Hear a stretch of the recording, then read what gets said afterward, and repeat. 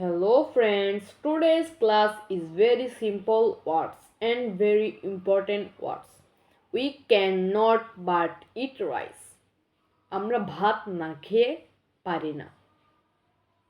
I cannot but read book. আমি বই না পড়ে থাকতে পারি না। এখন যদি বলি what if missed the bus, কি হতো যদি আমি বাসটি মিস করতাম? What if did not understand the problem, কি হতো যদি আমি সমস্যাটি না বুঝতাম? What if did not complete the text, কি হতো যদি আমি কাজটি সম্পূর্ণ না করতে পারতাম?